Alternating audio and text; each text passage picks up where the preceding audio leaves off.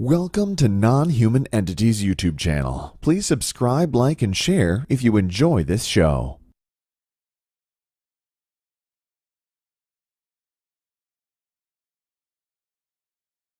There we go. Hello. James, welcome to Late Night in the Midlands. How are you? Doing great. How you doing? I'm doing just fine. It's a pleasure to have you here tonight, and I do thank you for taking time out to be with us. Oh, no problem. Glad to be on the show. All right, great. Well, hey, I thought maybe a good place to start would be with background. A little more on your background, a better idea of how you became interested in these things that we'll be talking about tonight. Great. Boy, I hate talking about myself, but I'll try. I'll try to summarize it.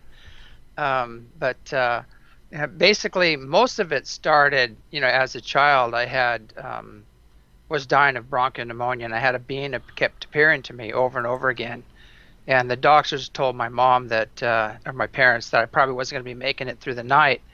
And this woman kept appearing to me, and I kept asking for this woman in blue, who she was, and everybody wore green there in the hospital, the nurses, so everybody didn't know what I was talking about. But that was my first experience, and as a disclaimer, I'm not Catholic or anything, but it turned out to be Mary, and she seems to appear to children, especially when they're in need, and gives them a little jump start, and so that got me through that experience.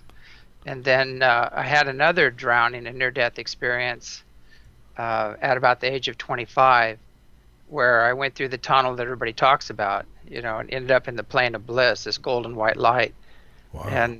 and just an amazing experience. I had a conversation with what people would call, the source, you might say. hmm So, with the near-death experience, I mean, are you clinically pronounced dead when this happens? I've had people say you can have them if you're, I don't know, maybe you're gonna die, but you Mhm. don't get there. So, Yeah, it was. One thing I know is I was hit by these 25-foot waves, and I was way out on a sandbar body surfing. wow. And the first wave, when it hit me, it just collapsed my diaphragm and slapped me like a fly.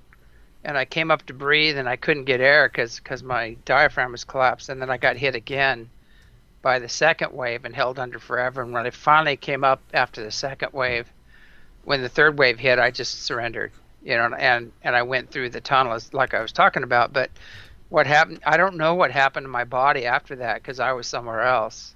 And and then I Wow. had this conversation with the source, and then when uh, I came back into my body, I felt my leg hit the sand and somebody grabbing me and pulling me in. I see. And so, tell me a little bit about the conversation with Source. What you can tell me about it, Yeah. and just for the record, we talk about this kind of stuff all the time here. So it's none of this is crazy to me. I'm All right. just I'm looking to understand your experience. hmm Well, the first thing I asked was, "How can I stay?" And I got like a transmission back to me. It's like it's hard to explain, but you're unique yet one at the same time. So you're a light beam, but there's a greater light, a greater consciousness around you, and you're having a communication back and forth with that consciousness, and you're just filled with so much bliss and love and security. It's just there's no words to describe it. But the first thing I asked was, "How can I stay?" And the transmission came back to me and said, never told one of my children when to come or go. That's free will." And so again, I turned around and I said, "How can I earn the right to stay?"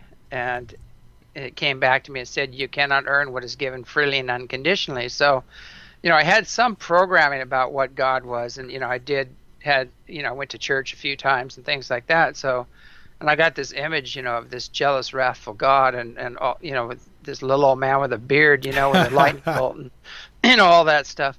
So anyway, so I had to let go of that image, and the next thing I asked was, "How can I serve?" Because you just want to give back, to this energy. It's just so incredible, and I kept waiting and waiting, and finally it came back to me and said, "What do you want to do? What brings you joy? What makes you happy?" And I said, "I want to come back and teach people about the true nature of Source, what it is." what it really is, and that, it's not a little old man with a beard, it's far beyond that, and it's more like the sun, which shines equally on everybody, and we choose how much we partake in it.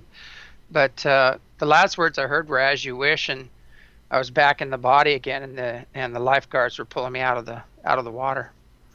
I see. And so, if you had to describe source, how I'm really interested in that.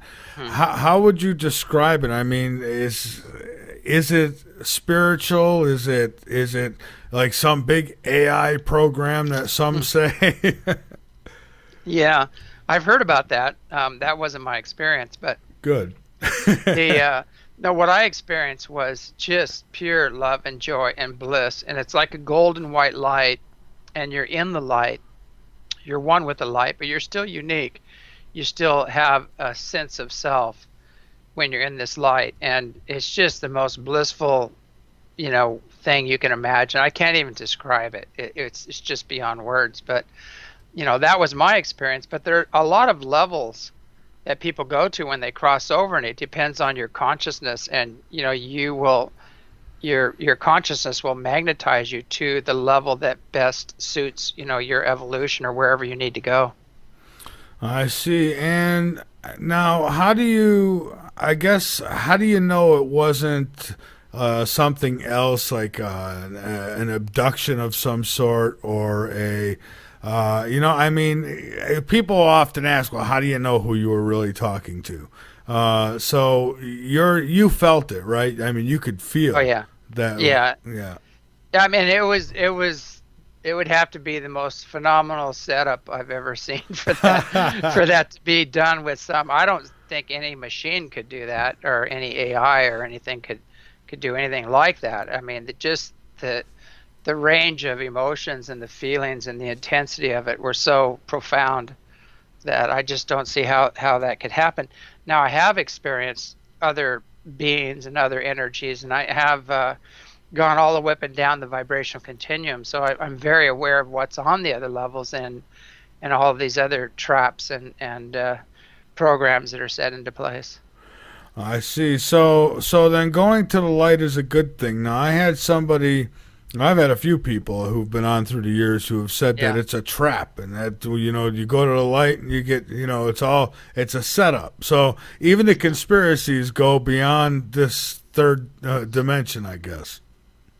Well, it's pretty hard to trap a soul. I mean, you can trap an astral body and a physical body, but a soul is way beyond that. And so what I've seen is that there's so many games being played out in the fourth dimension and the astral level. There's just all kinds of nonsense going on, and you've got greys and reptilians and malevolent entities, serpent beings, all kinds of things going on in the lower astral levels. And the higher astral levels, you'll have teachers and guides, but the problem is they're not off the wheel yet, because they have some belief in separation. They haven't aligned with unity consciousness, and they have a cultural or religious belief or something that separates them from others, and so they're stuck on the wheel. So you want to get beyond that, get past the psychic barrier, past the fourth dimension, and get into the fifth dimension, which is more Christ consciousness. I see. Now, what about the UFO phenomenon? Now, you mentioned reptilians and such, but we'll get into like the different types of beings that are that about next. But for the UFOs, I mean, there's been a lot of UFO sightings. I've had several of my own throughout my life.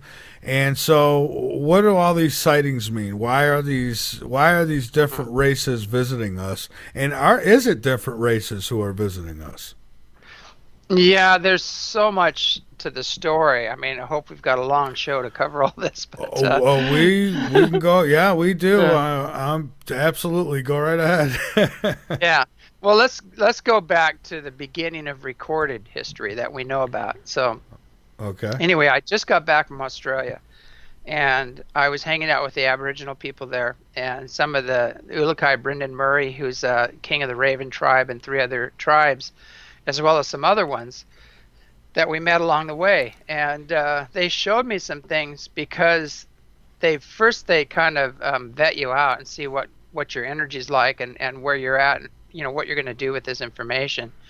And if they feel good about you, you've got a good heart, then they'll share, with you. And the rest of the time, they just let people come to their own conclusions, and they don't say yes or no. They just let them go out there and make assumptions and everything. But they took me out to these petroglyphs. Well, there's Palladian star glyphs, and below that are Egyptian hieroglyphs, and they tell a story. And they had Egyptologists, 2 famous Egyptologists, come out and check out these writings and to authenticate them and actually tell the story.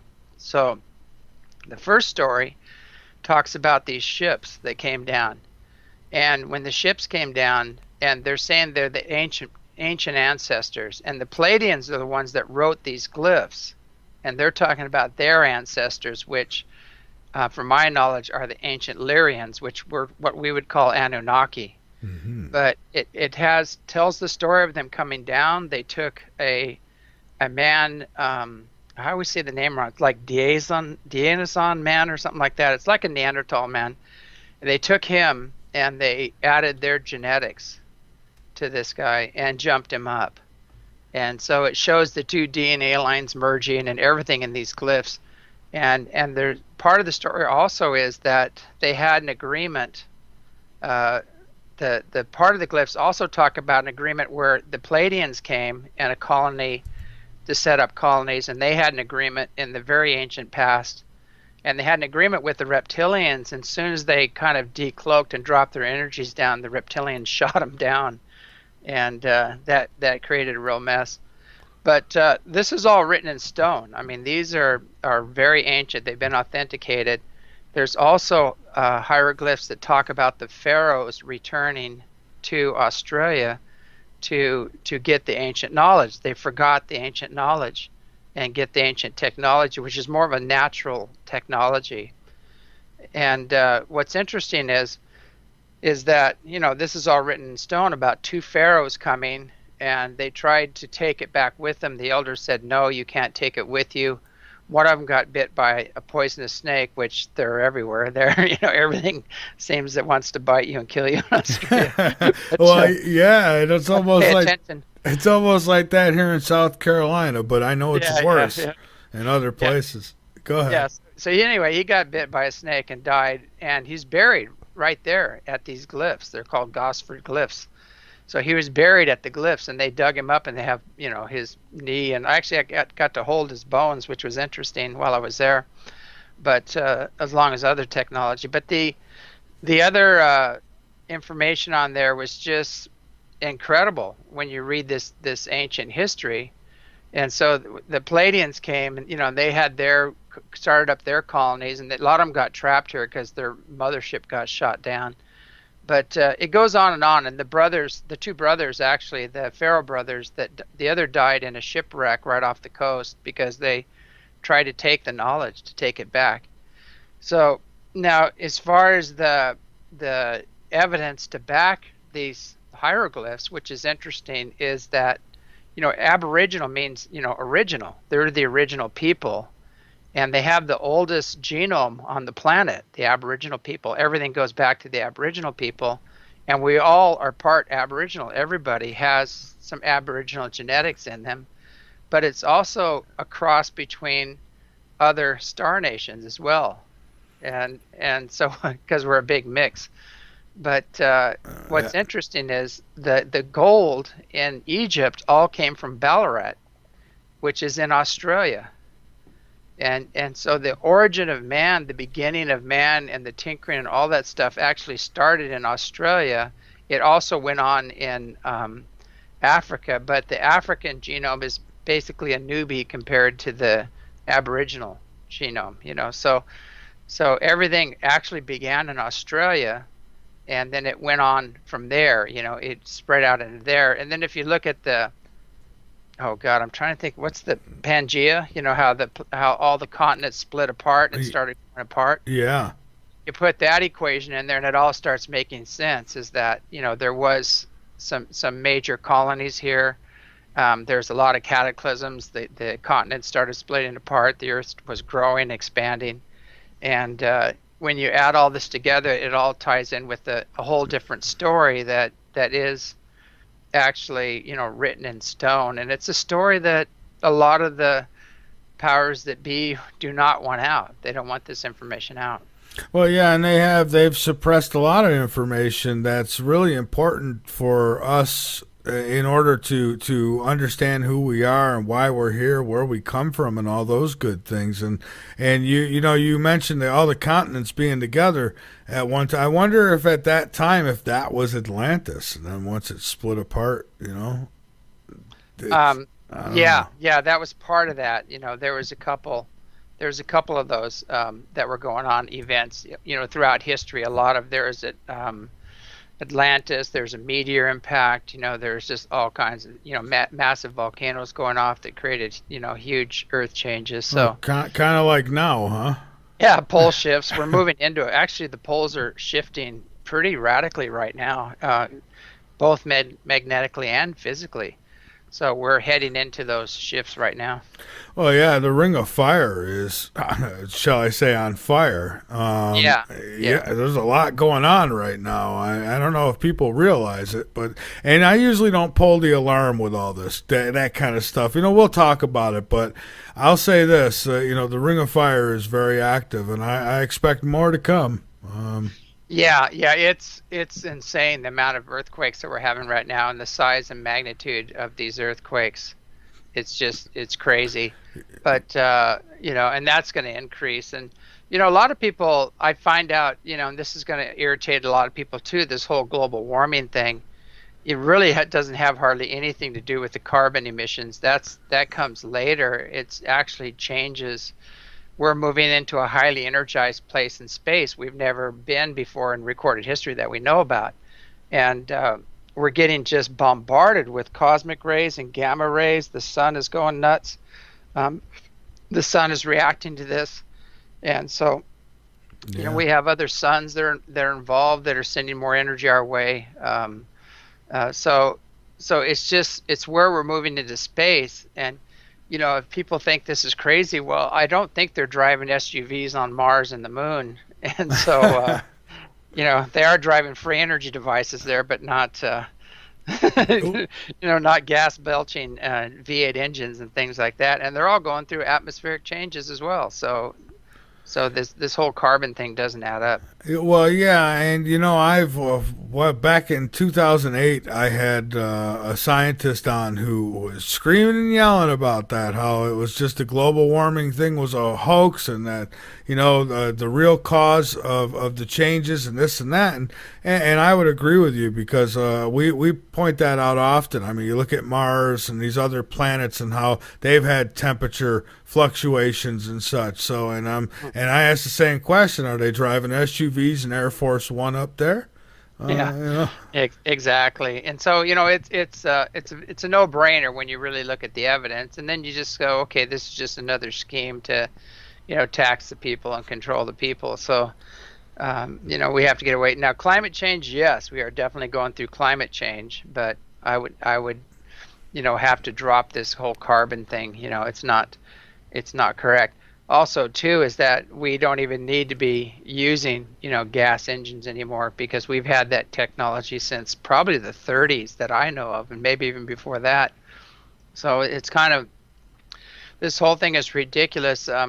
One of the things that kind of really irritates me is I know a scientist, and he's actually done this. He bought a coal plant, for producing electricity, and he bought some these huge Rolls-Royce engines, that go on the airliners, and he's running them on water and generating an amazing amount of electricity, and he's on the grid, and it's functioning now. And so he proved without a doubt that we don't have to deal with all this nuclear time bombs getting ready to go off, or the fuel afterwards, and just the mess that we've created here is all unnecessary. And so there should never have been a Fukushima or any of these other things, because that technology has been around for quite some time. We haven't needed it. Oh, amen. You're so right. We had a guy on the show Oh, back in 2011, he had a vehicle that ran on water. I had a colleague at the time who went to, I forget, it might have been Tennessee, went there to go visit with the guy, and he checked it out himself, and I'll be damned, it sure was. And then now I don't know what's happened to the guy anymore. He's just kind of disappeared. And I know another guy who lives in Hawaii who he's been working on that same thing. I mean, he's gotten to where he's got small engines running on water. He said he was having issues with the car. There were some things that he had to tinker with, but that he'd get, as long as he kept it in park, it was staying going. It's like when he went to go drive, he was having issues. But and I haven't talked to him in probably 6 years now, so he's probably got it by now. We've had it for a long time, and actually the military is starting to incorporate it. So, a lot of these big ocean vessels we have are actually running. A lot of them, some of them have already been converted, but they're being converted to running on seawater. Well, yeah, I mean, we could be doing so many more things for this planet. That's why I wonder who's really in charge on this planet, because, I mean, with human beings, I mean, think about it. We've got gas lines going through the entire planet. We've got nuclear power plants everywhere you look, and it's like somebody has wired us up for demolition, it almost seems. Yeah, it's, I always tell people, basically, inhuman beings do inhuman things. And so humans don't, humans will fall into this and go along with this, and they can be bribed and things like that. But basically the governing force, behind things right now is not pretty, but it's going through a change right now. But, Jim Marrs talks a lot about that. Jim Marrs and some of these other people talk about who these people are. And they've revealed them, and quite a few other people have as well. But when you climb the hierarchical, ladder of power and wealth, the closer you get to the top, it gets really ugly, and it goes into other dimensional beings, which have no respect for life. They have no respect for creation, and they actually are at war with life and creation, which includes humans, as well. They'd like to see us gone, off the planet. Well, yeah, and I've got a listener who asked if when you had your near death, did you hear music during your ordeals? And he says that his girl had the same experience, only she heard music when she was going through hers. I didn't hear music. It was. It was kind of like a pulse. I felt the kind of a pulsing energy is what I felt, but it was just like waves and waves of bliss. But there are other planes that have the angelic music and music just incredible that they're playing nonstop in other planes, and so she might have connected to one of those dimensions. I see. All right. So now getting back to the extraterrestrial thing here.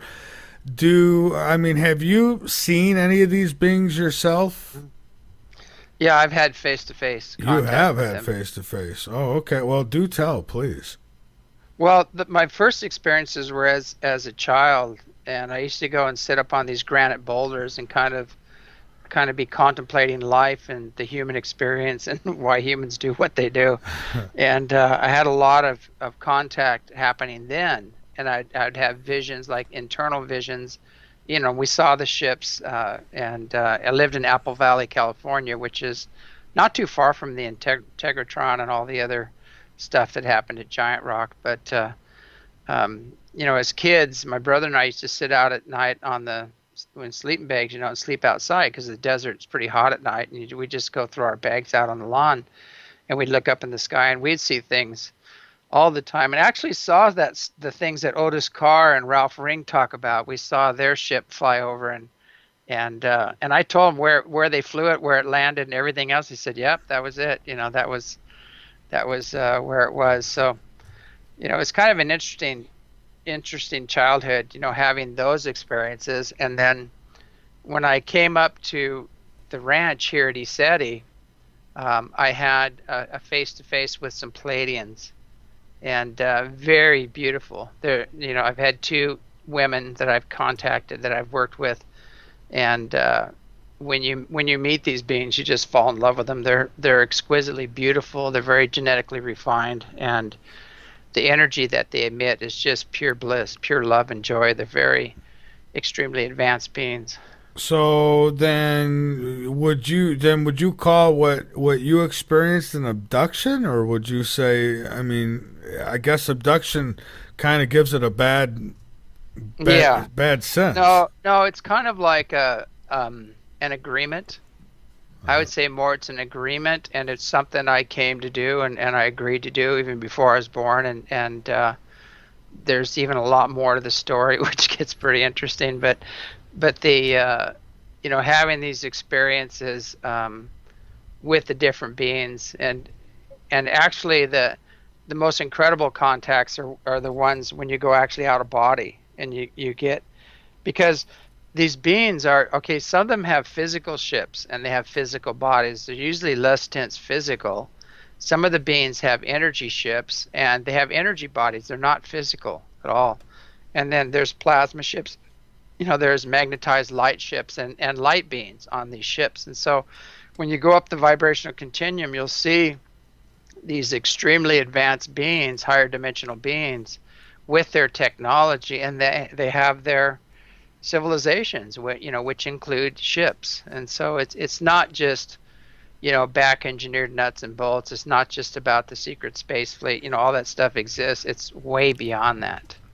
Well, I ask, the reason I ask these questions is because for one, abduction, when somebody tells me about their abductions, it's usually a lot different than an out-of-body experience. However, myself, I've had 3 out-of-bodies in my life that have happened. The last one, I was an adult when it happened. It was in 2004, and I know I was out of my body and all that, yada, yada, what happened. But now, when I was a kid, I had 2.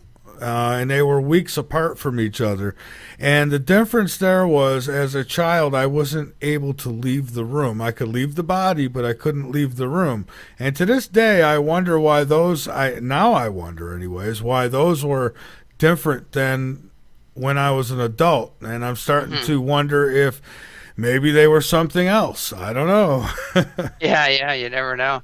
I mean, there's so many different things happening out there, and luckily I've been kind of under the protection of the benevolent ones. So I have experienced, the malevolent ones. I have experienced greys and reptilians and these serpent beings and things like that. And it's not fun, when you encounter these guys. But luckily I've always had, other beings that I could call on, including the other masters can step in and actually help you out as well. So you can call on, Jesus or Babaji or Buddha or whoever else you feel comfortable with.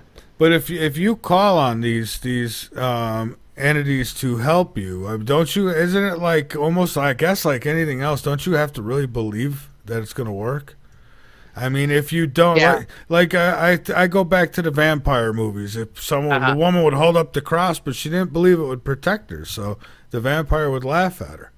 Yeah, I think that has a lot to do with it, because it's all about intention and belief as well. But I've had so many experiences, and I've watched the repercussions of these other entities coming at me and trying to take me out and things like that, so that I have a very firm belief in it. I mean, I've watched ships turned into powder, just totally vaporized and turned into powder, because they're coming to the ranch here with ill intent. They were not supposed to be here. And this is more of a Palladian Stargate. It's a place where the benevolent beings are, interacting with people, and so they guard it. They take care of it and keep an eye on it and keep the other ones out. So then there is benevolent. There's that, and then there's the, what would you call the other ones? Kind of self-centered, like self-service, and some are malevolent. Some are just pure malevolent. I see. They don't like us at all. And would that be, so that would be then the Greys and the Reptilians, and they are a bad bunch of characters. Yeah, there's other ones as well. And the Greys is, I always tell people not to make a pun, but it's a really gray area because there's so many different types of Greys. Some are just little robots, they're little biological robots. Some are hybrids, and they actually have a foot in both camps, and so they're not really negative. They're helping us out right now, actually. And then there's some tall grays, which I tell people to stay away from. Just I've had nothing but negative coming from these guys, and they can project thought forms on you where you think you're going to die in the next moment. It's so horrific when you run into these guys, and it's not fun. But luckily I had I maintained my self-authority, and I broke the connection and called in the higher beings and took care of it. And so it's training. I've had like 30 years extensive training. I've studied with lamas and yogis and elders from all different nations, and I've learned how they deal with these things, and so I've had just a lot of training in how to deal with this. And what's kind of funny to me, I say this often, but I mean it in not such a funny way, is that people, they deny, E.T. came here and altered our genetics or what have you, and they think that's crazy, right? Or you tell them, yeah. E.T. has got grays who are mechanical, they're robots, and they send them here, and they think that's crazy. But look at us now. I mean, we can genetically modify the human body in anything, really. And on top of that, we've got like countries like China and Japan who are making female robots that look real. I mean, so we're on that same path. We've been cloning for years. I mean, whatever we find out about could be as much as 150 years old, to 50 to 150 years old. So we're just hearing about cloning right now. Well, they've been cloning people for a long, long time, and they've perfected it. It's not really perfected. It has a lot of pitfalls, but that's been going on for a long time. So it's just that the stuff we hear about that I call it the lamestream news, gives us is really old, but the alternative programs like yours and others are bringing out, the whistleblowers and the other people that are telling about what we really have, access to. Yeah, and it seems like, for me anyways, I was just saying this earlier, it seems like a lot more people are waking up finally. It's like something's breaking the spell. The fake news has had a grip on people, and now it's like no matter what they say, people aren't listening. At least in my camp, that's what I'm seeing. So it's good to see that. So maybe we are moving into a strange part of the galaxy, the universe, and strange energies are hitting us, and I don't know, maybe it's doing some good too. I don't know. Well, it actually is, and even NASA's been putting it out now that we're just getting bombarded now by cosmic rays and gamma rays like never before, and those actually kick on your DNA lines, which open you up to telepathy, to direct knowing, to be able to see forward or backward in time. Even the salamander gene, can be activated, where we can actually heal ourselves. So, there's all these changes happening because of the bombardment of cosmic rays and gamma rays, and there's a lot of science behind that, and that's available if people want to do the research on it. But it's undeniable, and what I see happening now with the energy coming in, it's just like the light's coming in, the garbage is going out. So we're going through an extreme rise in consciousness and energy, and there's no getting away from it. It's happening on a huge scale. No man can stop what's happening, and it's in conjunction with the evolution of Earth and her destiny, and we're part of that, and she's ascending and going to the next level.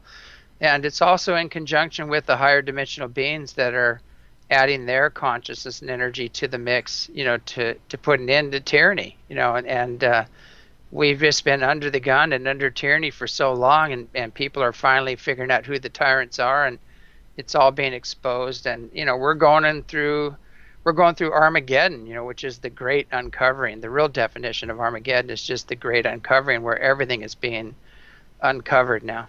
That and it might get a little messy, but nevertheless, it's a beautiful thing.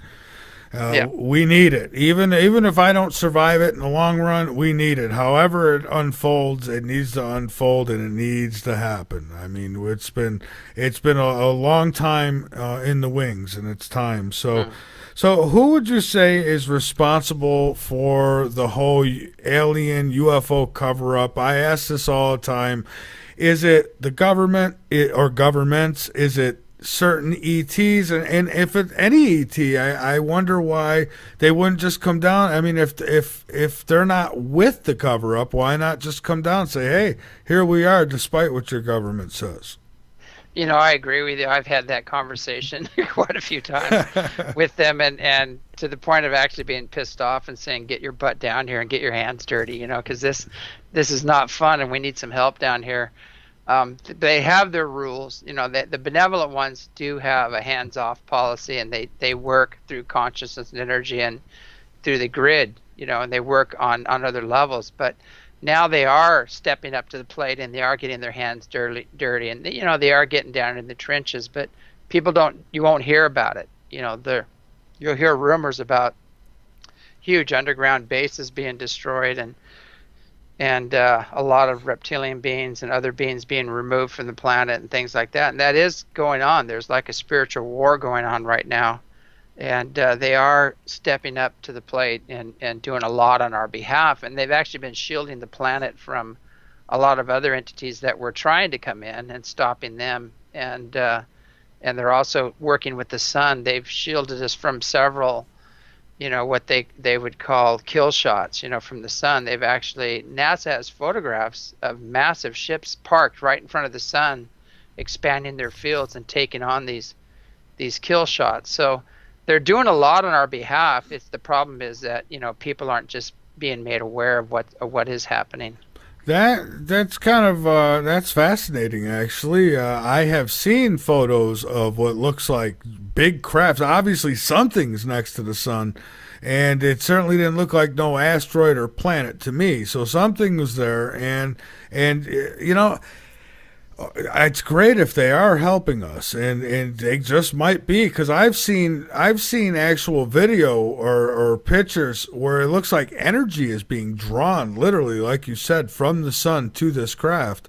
But I wonder, what about things like Fukushima and I mean, just things of that nature? I mean, won't that do as much damage? Oh yeah, and they are helping a lot with that. It would have been much, much worse than it is, but one of the things that they're perplexed by is that we've just signed up to build how many new nuclear plants here in the U.S. The exact same plant that blew up in Fukushima. Oh. So it's like we have to do our part. We have to step up to the plate, and that's what's happening right now. People are just fed up, but we have to do our part and say, look, enough of the pollution, enough of the destruction of the environment, enough of the tyranny. We're not going to be playing that game, and then they'll step in and help us as we're going forward. But it's not their job to come in and fix everything for us if we're willing participants in it. And that's one of the main problems. Right, that'd be like in a perfect world, like we would see people trying to liberate themselves, so we'd come in and we'd help them. And in a perfect world, that's how it would go, right? So, exactly. I mean, same thing. And I say this to people all the time. For those waiting, and I think they think I'm mean for saying it, but for those waiting for E.T. or waiting for Jesus to come back and save you, I ask them often, how do you know that the E.T. or Jesus is not sitting back and saying, I'm not going to do anything until they help themselves? Yeah, I mean, it says God helps those who help themselves. It's pretty basic. But, they are stepping in, and they are, because there's been so much negative influence, and we've been so manipulated by the darker forces that they are stepping in and having to step up and deal with this, and they are getting rid of this. But again, we have to do our part. One of the things that I know this might piss off a lot of Christians out there, but that's okay. that program, that Jesus program, is the most disempowering program on the planet, and because everybody is waiting for somebody else to come save them. It's all being done outside of yourself, and so it's an external program, which that wasn't his teachings. If people really read, I mean, I read the Bible back to back, and I know what his real teachings are. And I've also had contact with him as well, and and he's just burying his hands in his head, going, "My God, what did they do with this work?" But and I agree with that. I mean, 'cause there's so many people who say, "No, don't do anything, just get out of the way and wait because Jesus is coming back." And I'm thinking, I think you got the message a little backwards here. I don't think that you're supposed to be doing nothing. I think you're supposed to help yourself and your neighbor, not just love them, but help them. Yeah, like give Jesus a break. He might need a vacation now and then. Like why are you putting all this responsibility on him? It shouldn't be that way. I mean, his whole teachings were, the temple is within, and he said, "Do not worship me."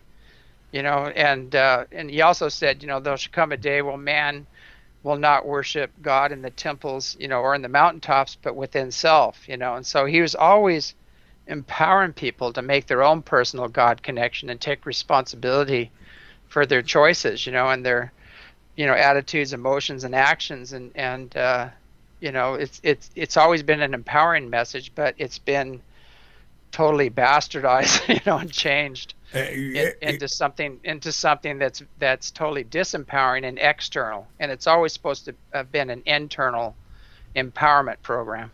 Yeah, it is, and so and I don't mind. I guess sometimes pissing people off is what it takes, because the first thing they do is they want to prove you're wrong, and then they take a look at things and they see them a little different. And that's the way, they need to, because I don't plan on anybody coming in here and swooping to rescue us as long as we're watching 350 channels on our satellite TVs. Yeah. And it's sad, but there's a lot of people, they come out of a cubicle, they've been doing business all day, and they go into another cubicle, and drive their SUV to the pizza place and get some beer, and then pop on the football team, and that's the extent of their life, and they wait for the lamestream news to tell them how to think. Yeah. And that's really sad, because the only way you're going to figure this out is to shut off your TV, and get out in nature and start meditating and go within and get around people that are conscious. And then you're going to start figuring things out. Oh, yeah, and it's so obvious who these people are, because they repeat exactly what's being said on the fake news. Yeah. And I try to put let these people down gently, because they're within my own family, some of them, and it's really it gets close to home. So we're trying to cure that restless mind syndrome too over here. Real quick, we got a break coming up here in a minute, but one of the listeners asked about is Bigfoot a creation of one of the space alien races, or is he an Earth creature? What do you think about Bigfoot? Yeah, all the above. It's there is a natural one that occurs naturally, and there's some that are more human than Bigfoot. Their faces are more human, and there's one that's actually silicon based, and the hair. We actually had some hair analyzed from one where there was a lot of sightings, and they're tied into the UFOs, and I think they use them as a big dog to to keep people out of an area where they're doing something, but the strands were about 3 feet long of the hair, and they're silicon based, and they're perfectly hollow with other elements in them. And we took it to a fiber specialist and a forensic specialist, and both of them said, "What is this? Is this alien? Where'd you get this?" They couldn't figure out where it was. So I think there's a combination of things happen. I've had about 3 encounters myself, undeniable encounters, and Clyde Lewis with Ground Zero radio came out here. Oh yeah. And he had one run right up to him and stop and skid and smile at him and turn around and run the other way, and it just turned him upside down. And he didn't want to talk about it, even though there was 3 witnesses that saw it, until I went and got the prints. I took photographs of the footprints and everything else, and so he went on the air and talked about it. So we've had a lot of activity here with Bigfoot.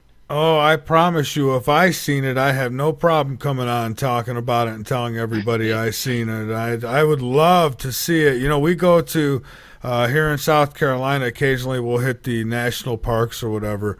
Oh, yeah. The state forests or whatever it is. And, I'm always looking, but so far, I don't deny, I used to say I just didn't believe in it at all. And, then I've given it a little more weight now, and I think there is something to it. And it's funny, the other night I seen an X-File episode, an old one, and it was about the Jersey Devil, and it actually had...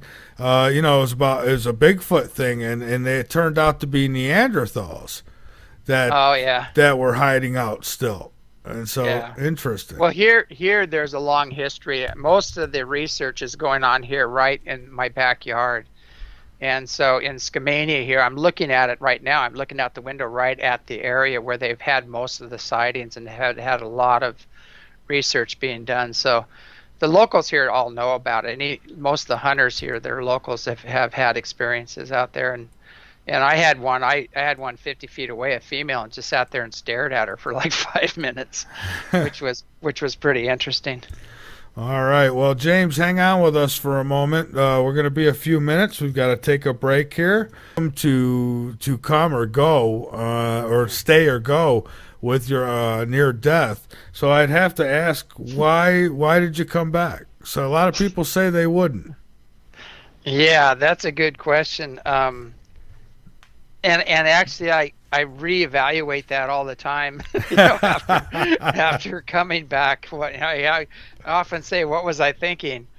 But it's all about service, and right. I didn't feel good about having that knowledge and that experience and not being able to share it with others, and because people have these images of God, that these jealous, wrathful images and teachings that separate people and divide people, and some of that's been used to create the wars and all the other things. So I couldn't really sit back knowing what I know and having experienced what I experienced. And that was one of the things I said. I want to return and teach people about the true nature of God, what it is. And that's when I heard "As You Wish" and went back to the body. So I think it was all about, I just didn't feel good about, leaving Earth in the condition it's in, and just being selfish and hanging out there in the light. And, I could understand that because in a sense, I'm kind of a selfish guy too when it comes to doing what I do, this radio show and all that. And what I mean is, in a lot of cases, I give it a lot more time than I give, some of the things I might enjoy or people I might enjoy in my life. And, for me, if I could stick around for 200 years and just do this, I would probably take that deal. It's just, I really love what I do, and I look at it that way too, really servicing others in a lot of ways. So, so yeah. Let me tell you a kind of a little bit of a mind blower. When I was in Australia, and between my knowledge and my research and the Aboriginal elders, we kind of filled in the blanks for each other, and it all made sense. Everything came together for me there. And so I started teaching this, and I did workshops all up and down the coast there, and classes, and people walked out of the classes just like a deer in the headlights, go, "Oh my God, what? You just turned my whole world upside down. I know what you're saying is true, but I have to go home and process this now." They said I have to go, and these people are good church-going people and things like that, and so. And I said, I'm not here to take God out of you. I'm here to bring you the real image, and also to give you an understanding of what happened in the ancient past. And, every image of a bearded God came from the Anunnaki. It makes sense that a lot of the teachings, almost all of them that come from, biblical writings and such, I think a lot of that is the Greek gods, the Egyptian gods, all of that stuff. They came from encounters with ETs, and the bearded gods were the Anunnaki. And so, Marduk, who was one of the Anunnaki, actually made a pact with the reptilians and some other factions, and he wanted total supremacy over the earth, including his own people. And we've been digging out under that mess ever since. So it's like when we understand our real history, that that what really happened, then we can become enlightened. And enlightenment means to be in knowledge of all of it, the good, the bad, the ugly. But I always see people just pigeonholing things and holding on to a half truth or a piece here or a piece there. Oh, you're so right. Yeah, and it's sad, that people settle, but the bottom line is that, there is a God. It's far beyond the bearded God images that so many religions have been created from. And they were all encounters with Anunnaki. Some were benevolent, some weren't. And if you take the Bible, the Old Testament, Jehovah in the Old Testament, he was a jealous, wrathful God. He was a genocidal maniac.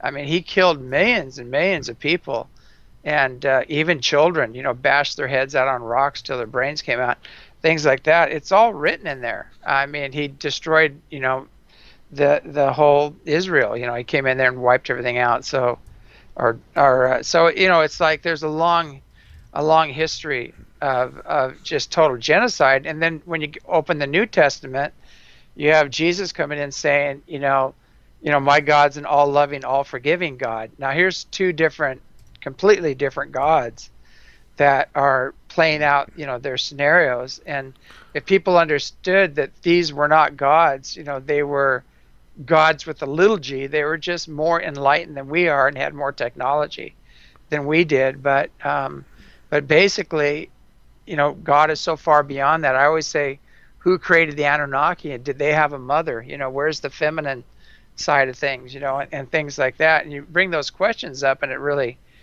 shakes the apple cart. But, all of these images of these gods that we have, the Greek gods, the Roman gods, all these images all came from the Anunnaki and different groups that were here that behaved differently. And we need to kind of grow up and come to terms with that and stop holding on to these images that are separating and dividing people and creating the wars and allowing ourselves to be manipulated into wars, by these more nefarious type groups and entities. Yeah, and there's certain people who have been really badly brainwashed by this stuff, and I know some of them who would say, if you said you had met the Creator in any way and you didn't come back with an exact message from that book, well, no, you seen it. It was a devil. It was this. It was that, and they can't accept that things are a little different than what has been branded in their minds. I look at a lot of the biblical stuff, and I see a lot of it just reminds me of man. It reminds me of people, we're talking about an almighty creator who created everything, and he's going to cry and whine that you're not worshiping him or give you all these rituals to do. And I don't know, and I know people get mad when I say these things, but, I think outside the box a little bit. You have to. He kept giving real estate to the same people. He'd say, okay, I'm going to give you this land. And then he gives it to another guy, okay, go take it from that guy. And he's divvying out real estate. People were giving their fatted calves and their prize, herbs and things like that to these gods, So, I mean, the priests ate really well back then, running that program. So, people, they need to stop and say, well, wait a second.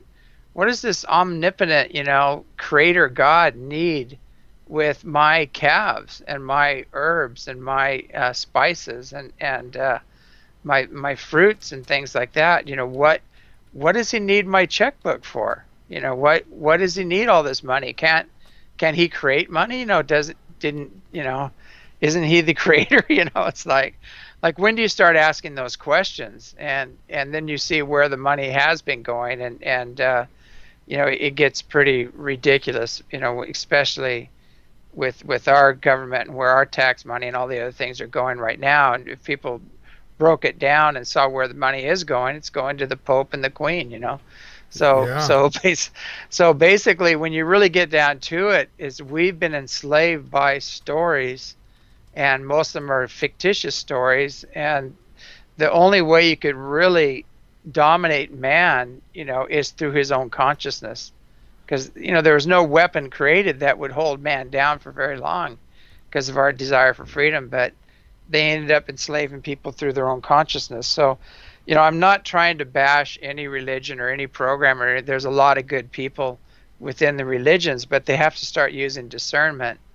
And and if they're talking about an all-loving, all-forgiving God and a God of service, that loves humanity, then we have to start looking at the actions of the people that are in positions of being the go-between, for God, and see how they're behaving, and hold them to task for it. Because there's a lot of little boys being molested. There's a lot of hoarding of gold and riches. There's all kinds of nonsense going on within these institutions that really needs to be addressed and looked at. Yeah, I agree. There's people out there. I'll mention no names, but they'll hold up their Bible and they'll talk about peace and love and loving your neighbor.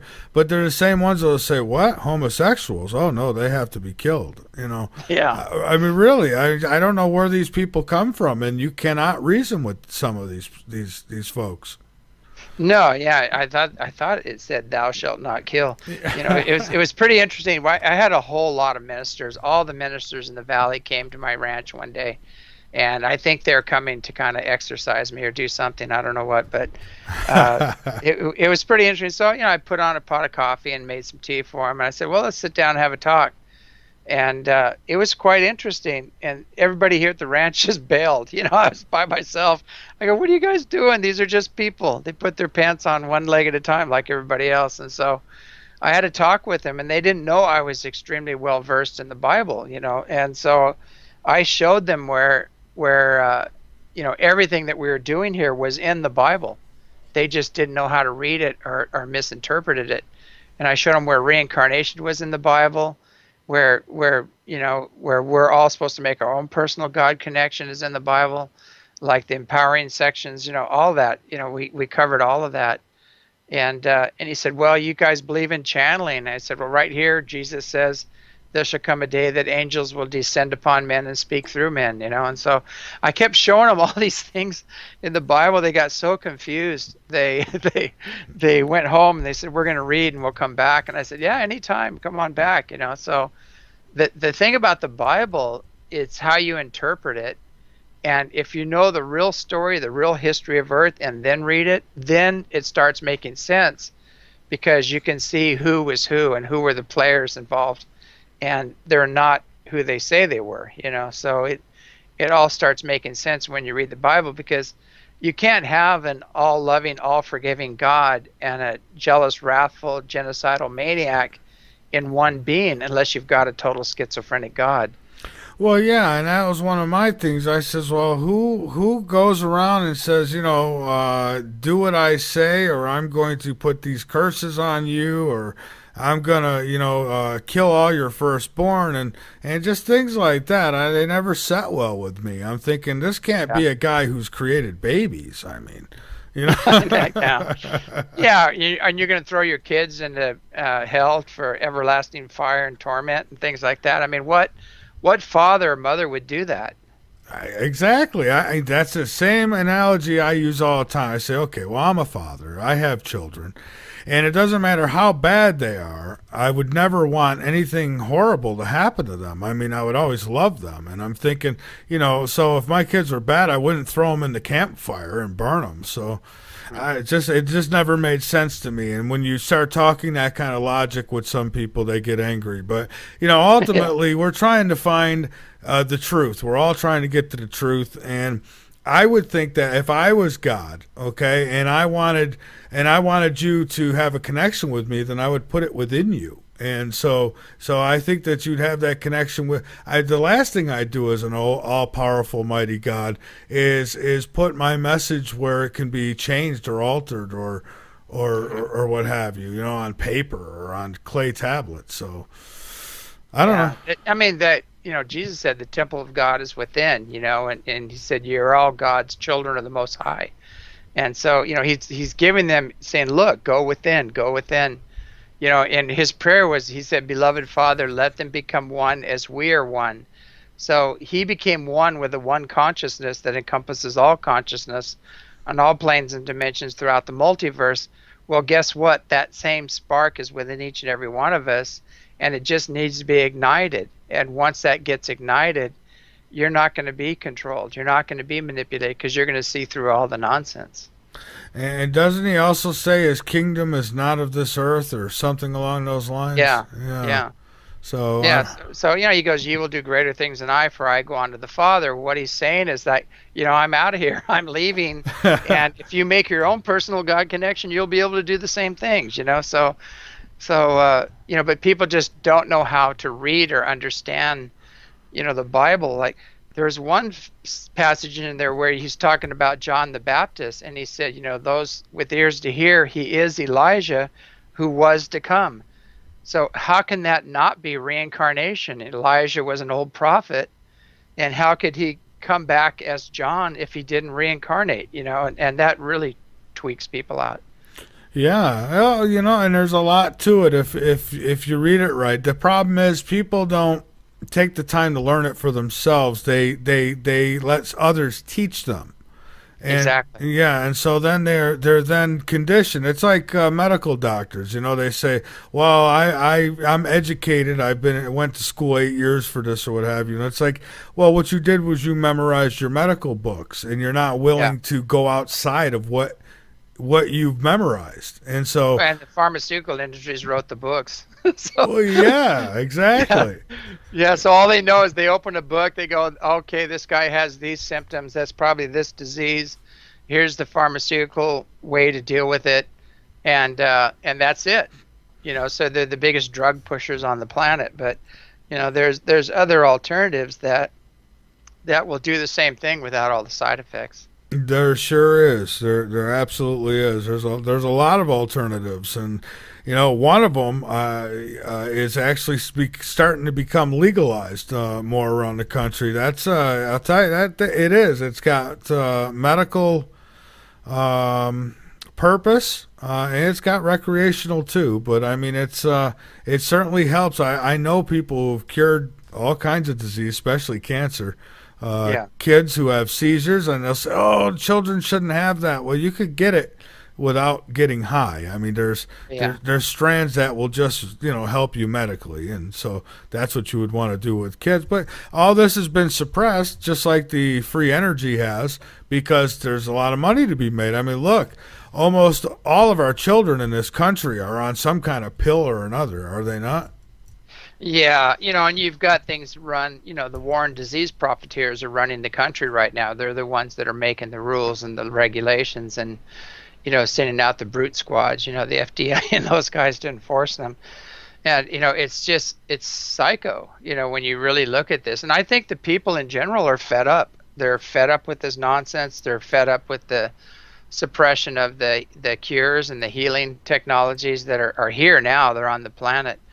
And also they're fed up with the lack of honesty and integrity and the deception concerning all the wars, and the other stuff that we've been duped into getting involved in. So I think it's all coming up, and that's part of this Armageddon thing. It's all surfacing. All this information is coming up, and we're going to go through some huge changes very quickly now.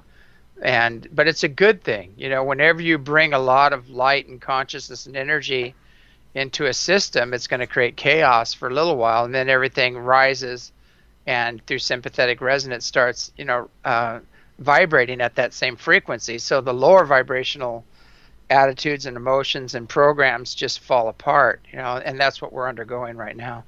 I would agree, and again, I'm looking forward to it. Now, moving along to a few other areas, we were talking about the sun earlier, and so do I understand this right? Is it because I was reading up the last couple of days on some of the stuff, the presentations at the conferences and what have you, and so you believe that the sun is some kind of a door to other worlds? Is that it?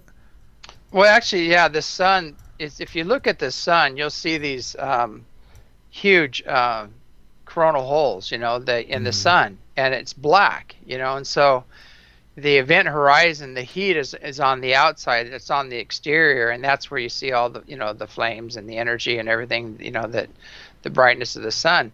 So how come whenever it opens up and you see a space, between the light, all of a sudden you see this black hole, a black coronal discharge, that's around this hole.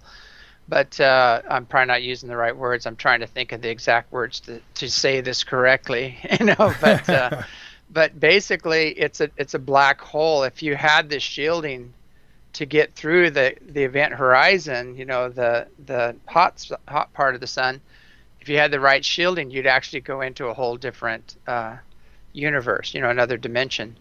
And same thing with black holes. They just had a ship come out of a black hole. NASA saw it, a massive ship come popping right out of a black hole.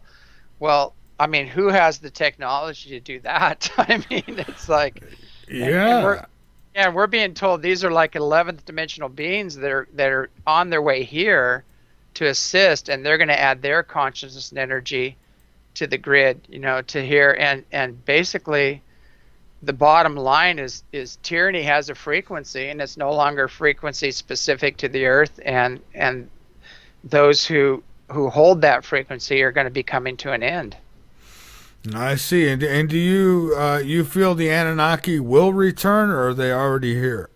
They're already here. I've already seen them, actually. I've already had encounters with them, and with the benevolent ones. And so with the Anunnaki story, depends on how you come at it. If you come at it as a victim, you're going to focus on the fallen Anunnaki and what they did here, which was they got into a lot of turf wars and fighting and bickering, and they did some genocidal programs and things like that, because there's you had Enki, who was more the creator god. He was doing the genetic tinkering and loved his creations and wanted them to go forward. And then you had Enlil that wanted to destroy all of it, and he wanted to end the experiment, basically. So that's still being played out today with all the the chemtrails and the inoculations and all the other programs are still being played out. So you've got the fallen Anunnaki, and then you have the benevolent Anunnaki that are returning, that never fell,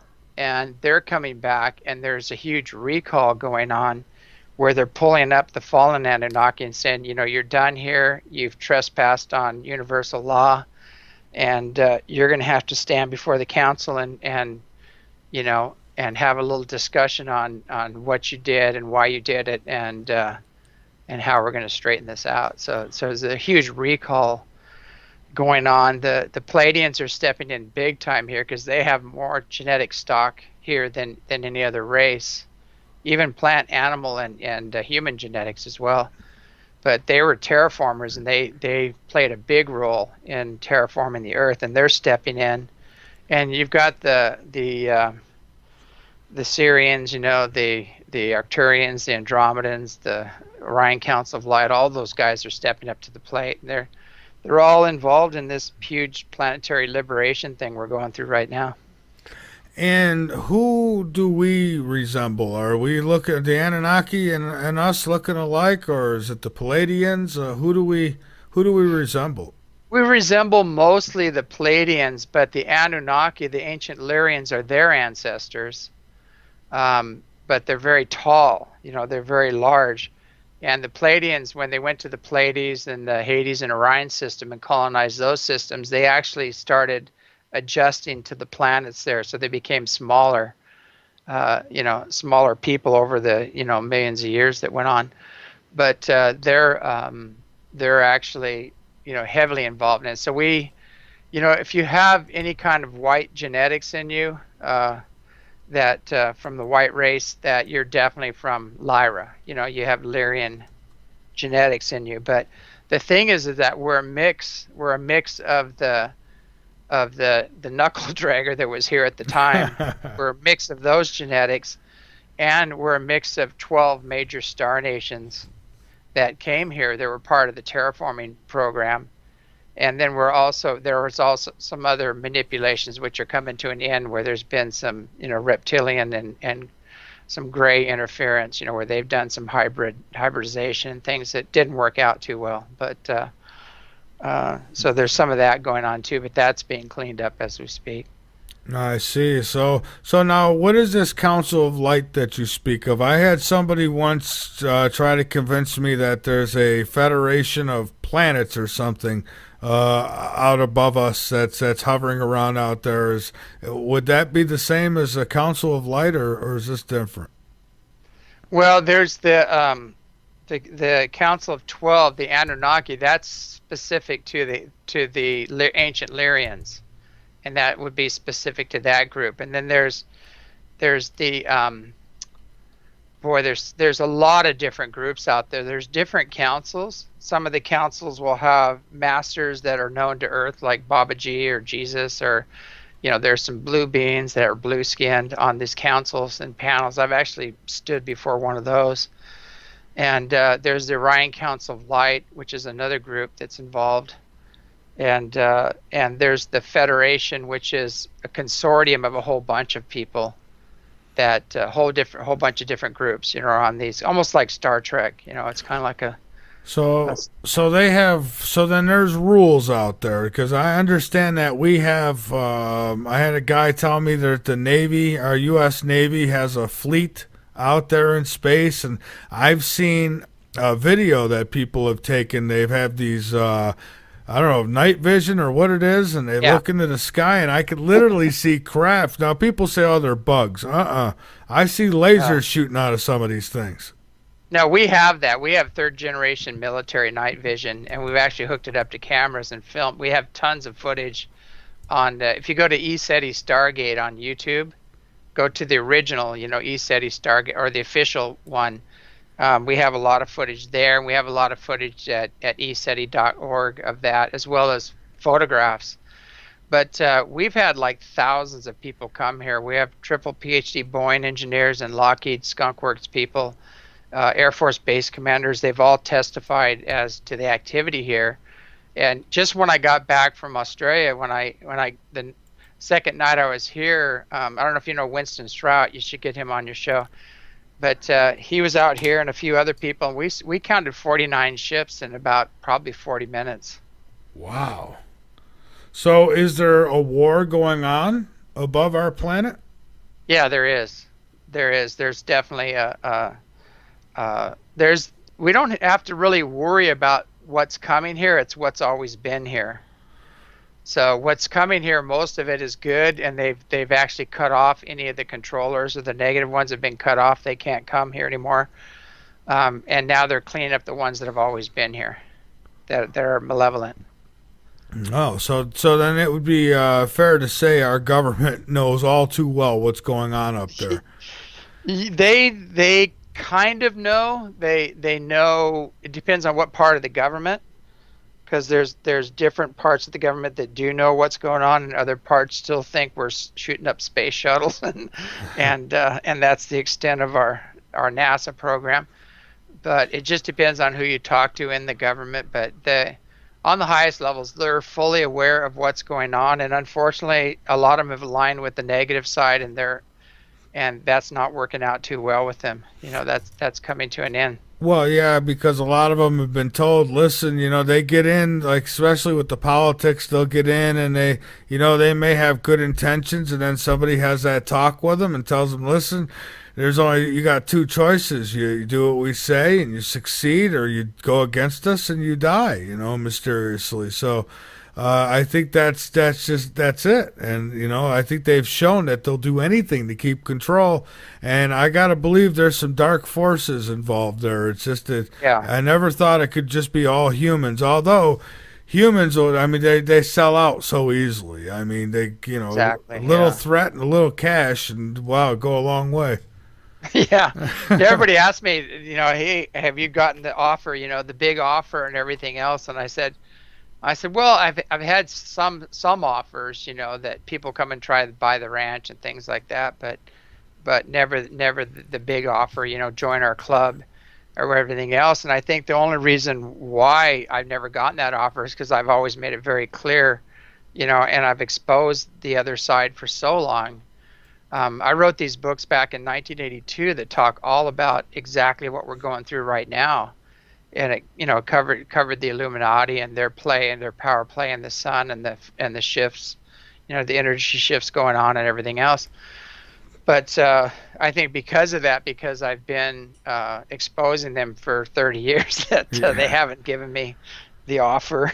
Oh, and I think I would take it anyway. that's probably why, because you make it publicly known that you're not going to, and then they might try you with little things in the back, and when they just to test you out, and I think you've probably proven to them you're not going to do it. Now, some want to know the site you said to go to again. It's ECETI.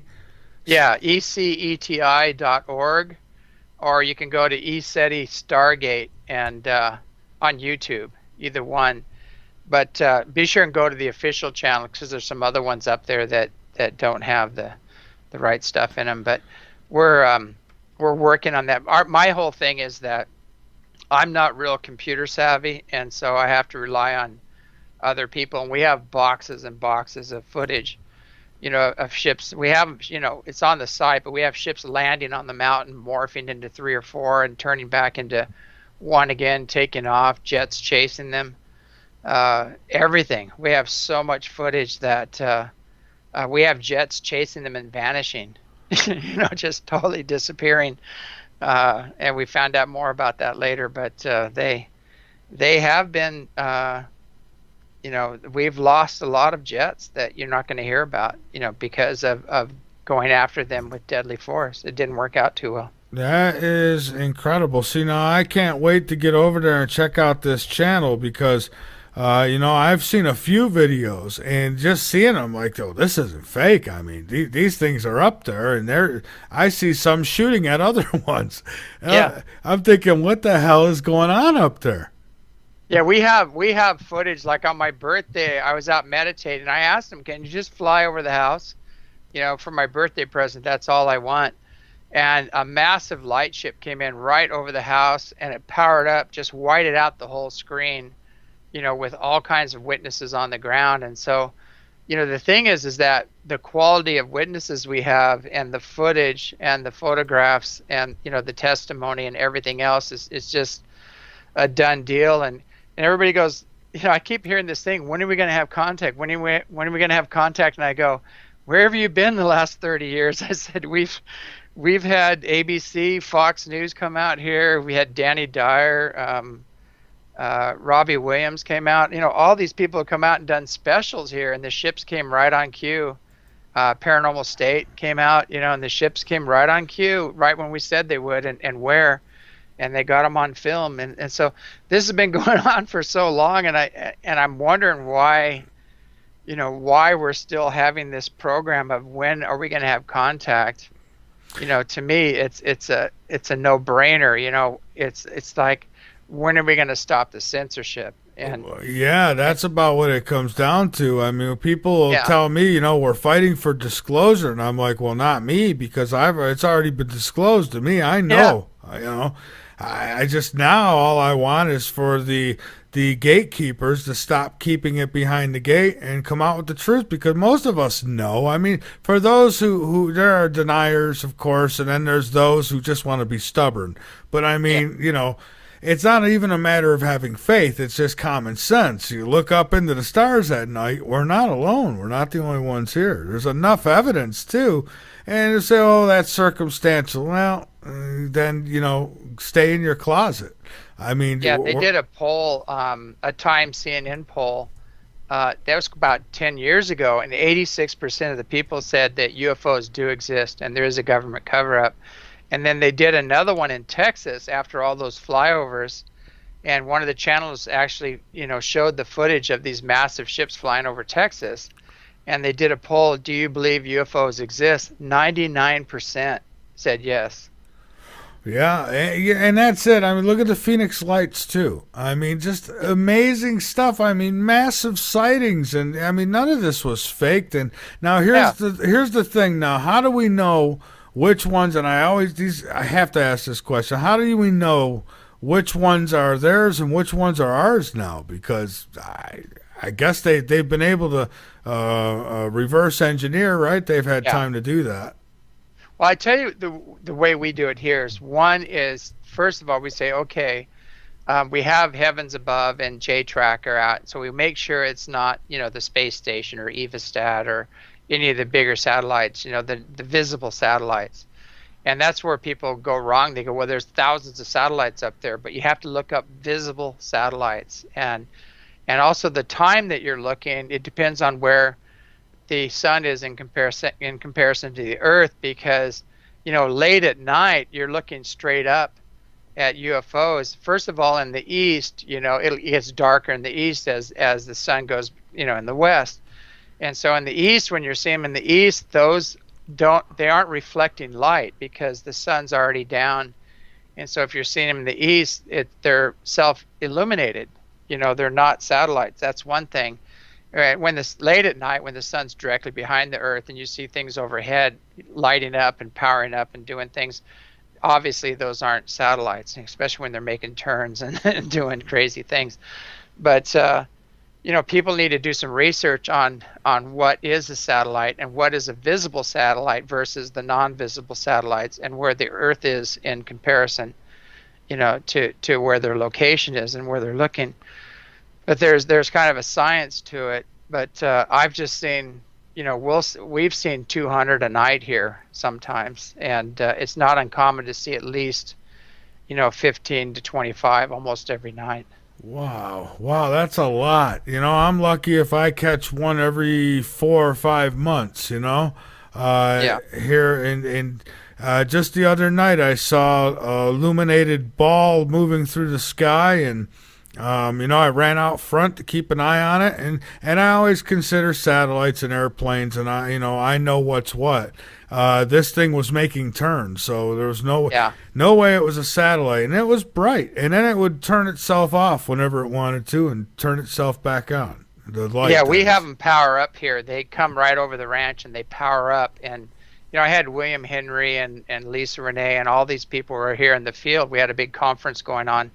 And these ships came in, and we had about 300 people, doing the sky watch, and they put on quite a show. But I love what William Henry said when this big one came in and powered up. I go, William, did you see it? And he goes, what do you mean see it? He goes, I felt it.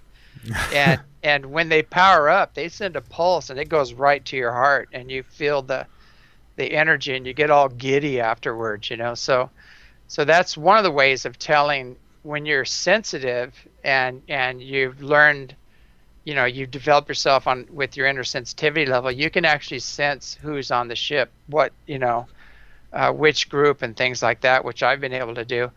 And also by the nature of the ship, some are kind of pinkish color, those are usually the Palladian ships. They'll have a pinkish orange glow to them. And then some are gold, which are the Syrian ships. And then they've got, some of the Orion ships are gold also, but there's, after a while in sky watching, you just learn to recognize who's who. And if you don't feel an energy signature coming from it, then it's not, it might be one of ours, it might be one of our back engineered programs. Now, what about crafts that look like they almost look like they're all energy? I mean, something that would, if you looked up and seen it, it's bright, really bright. But if you didn't look up, you'd never see it because the light doesn't reflect down on you. Yeah, we have a lot of that. I have a video of a Merkaba, and it's a pure energy ship, and you can see a being sitting in it. And it looks like one of those frescoes, basically, of a being sitting in a ship waving down, and the ship is just pure light, but you can actually see a being inside of it. And we have physical ships, metallic ships with antennas on them, photographs of those. We have ships that are just pure energy, and we have a lot of photographs of those and video. And then we have the light ships. And so we've got the whole gamut going on here. It's not just one group or one thing. I see, and I've got a few more questions for you here before we finish up. Do you feel like we are on a rough ride in our near future? Like, what have the ETs say anything about our future? I mean, in any of the messages that you may have gotten from ET or the light? Yeah, from both. Basically, they are saying that we are going to go through some chaos and some very challenging times, and a lot of it depends on our choices and how we flow with these. It's like the it's like the monkey trap, where they cut a hole in a coconut and put some rice in it and tether it down to the ground, and the monkey comes and grabs the rice. Well, he has the option of letting go and being free and running off, or he can just hang on to everything and get smacked over the head, and captured or eaten or whatever, So it's like, and we're in that phase right now, is that, and so many people are between worlds right now. They're hanging on to the old world and jobs and relationships and things like that, but there's a whole new world that's making itself known, but they have to let go of the old world to step into the new one. So what I'm saying is that if we keep hanging on to the old program and the old ways, which are very destructive and very unconscious, we're going to have more chaos and more problems in our lives. But if we shift, and focus on the awakening and healing process and our own awakening and healing, and follow our hearts, we'll be fine. We'll be guided, we'll be led to where we need to go. All right. One of our listeners asks about dark triangles. Are those government back engineered? Some of them are, and some of them aren't. So we do have, I think it's a TR3 or something. I can't remember what it is. The TR that is ours. We back engineered it, and it's part of the secret space fleet and things like that. There's some massive triangles which we filmed that are Andromedan, and they're a whole different group, and they're just massive. They're huge. So again, it's hard to pigeonhole any group. It's the same thing. You can't say, some people are saying, okay, ETs it's all grays, it's all grades, it's all abductions, it's all this, and that's their reality. Or it's all reptilian, or it's all back engineered space programs, or it's time travelers, coming back from time and things like that. The problem is they're all right, but each one thinks they have the whole pie, but they have a piece of the pie. Yeah, exactly. I mean, there's people who argue with me left and right that they're right about this and right about that. And I think, just as soon as you think you have all the answers, you're finding out that you don't know a whole lot. I mean, there's a lot more to it. I mean, it's like that rabbit hole that just never ends. So we're always learning, and it's what a journey it is, right? What about Planet X? And then we'll take a call here. I tell you what's interesting about Planet X is I've asked them several times about that, and they just tell me don't focus on it. It's not. I think they have that whole thing under control, and they have the ability to deal with that. They have the ships that could take care of that.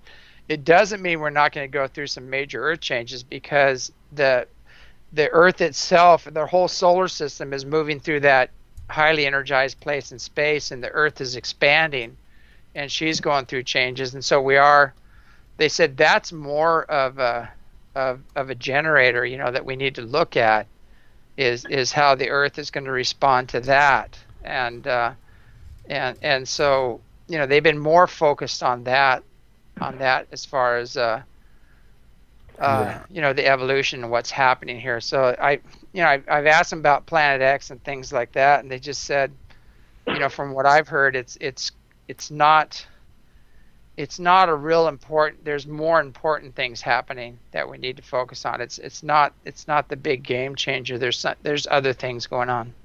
Yeah, okay, and we've got a caller on the line. We've got James, 978 area code. Welcome aboard. How you doing, Michael? Thank you. Good. How are you? Pretty good. How you doing, James? Great. I've talked to you a couple times. I had told you that when I was there, actually I was at McCourt Air Force Base, and I woke up 2 mornings in a row, and I had seen your ranch because I get these precog visions, and I told you that I see myself there, and I just haven't made the connection out there yet. And I noticed that this conference you got coming up, 4th of July, it says John of God at the bottom. Is he going to be there? That should be there. I don't know what. Oh, no, there's a woman that's going to be talking about her experiences. Oh, okay. As well as other things. She's had some amazing experiences, but she's going to be talking about about her experiences. That might change because she's had some other experiences that didn't work out too good. So I don't know how that's going to work out. Well, it would have been great if he'd be there. But, you've had some guys that have peered into other dimensions, and that actually you could see right through them. Did they tell you actually how many dimensions there are? And can you go over a little bit what he has told you about these dimensions? Well, basically, they kind of told me the dimensions pretty much align with the chakras on the human body. And so, and it's more like dimensions of consciousness. And that was one of the ways they explained it. And then it goes on, the first dimension is base survival. Those are beings that are on just base survival, mode. The second chakra is power, and, it's actually developing your own power, your personal power. Unfortunately, it's being used to overpower others and things like that. In a lot of cases, it's being misused.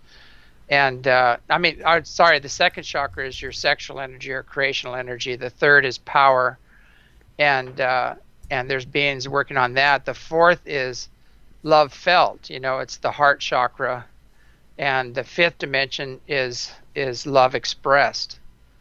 So it's the people that in the fifth dimension are their total expressions of love and wisdom and things like that. A lot of your masters would be in there on that level. And then you get into the sixth dimension, and that's God seeing in all things. Those are people that see energy, they see the creator in all creation and things like that. And the seventh is where you become one. It's like your crown chakra. When it opens up, you become one with source or one with God, whatever you want to call it.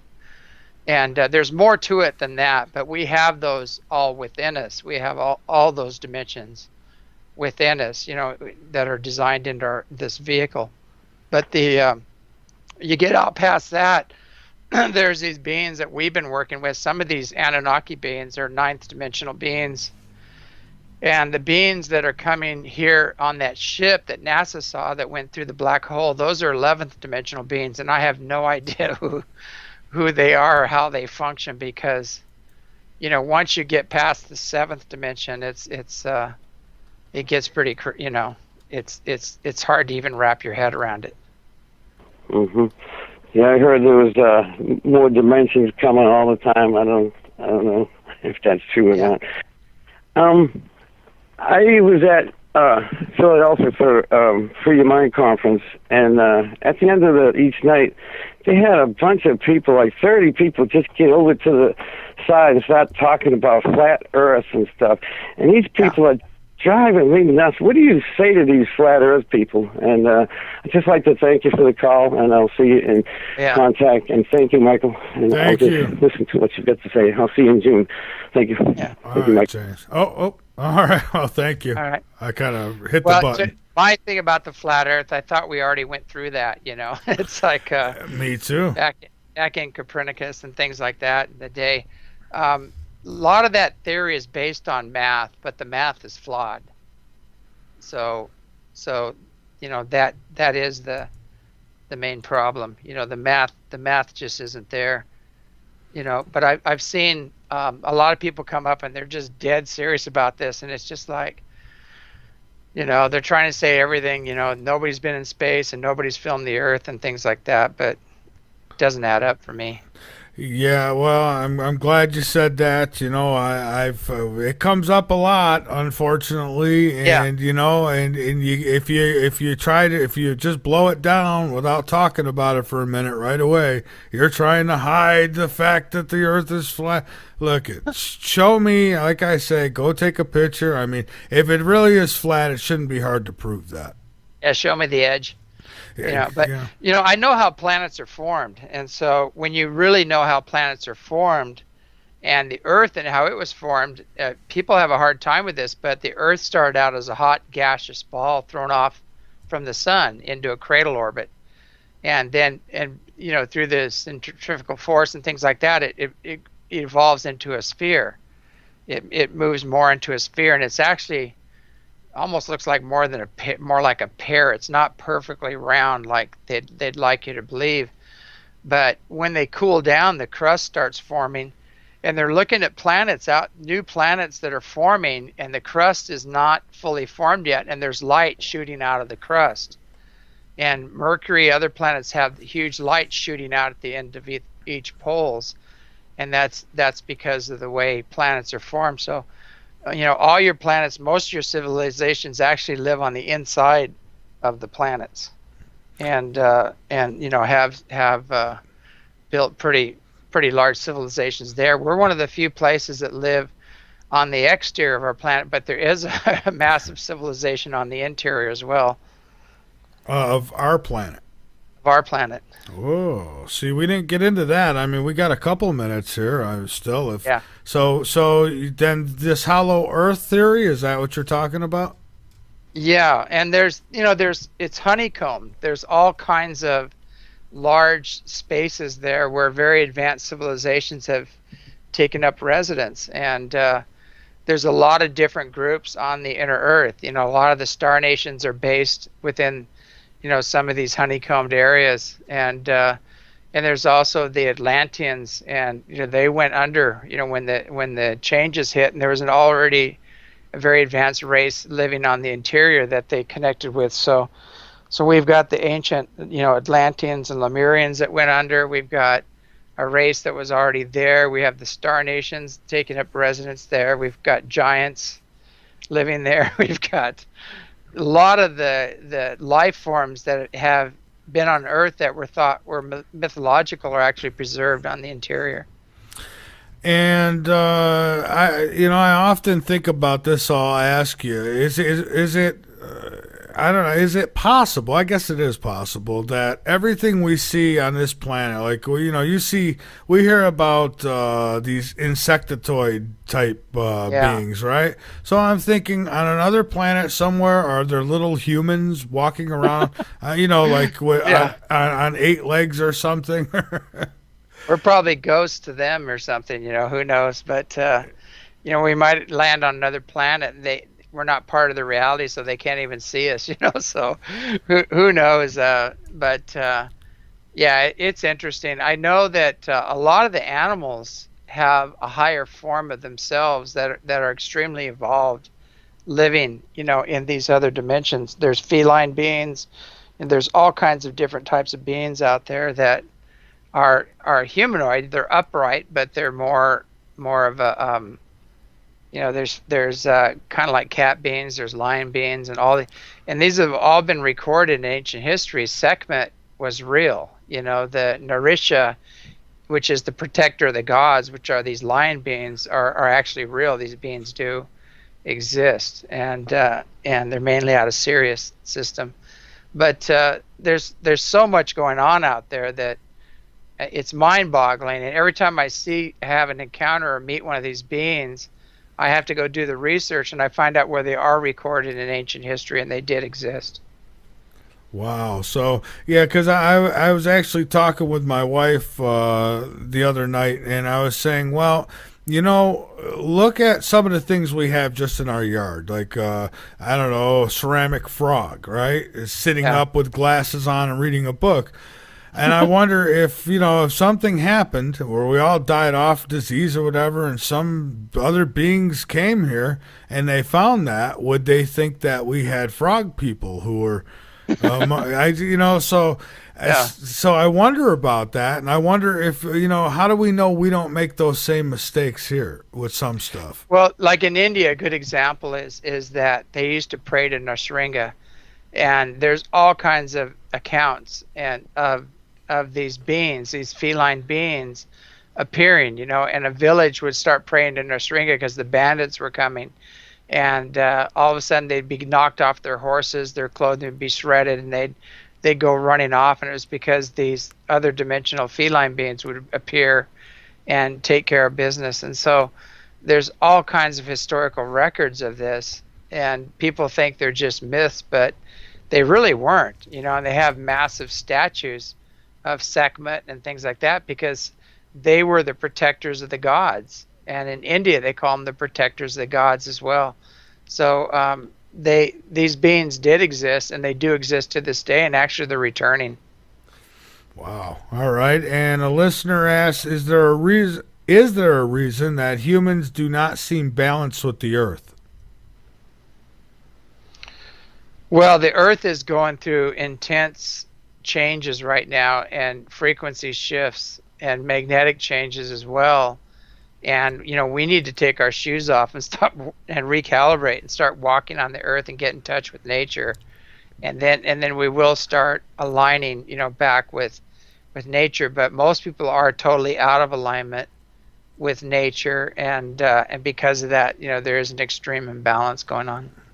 All right. Well, James, I want to give you the floor to get out anything that you like, and I thank you so much for joining us. So anything you want to get out, appearances you got coming up, conference information, whatever, and I do thank you so much.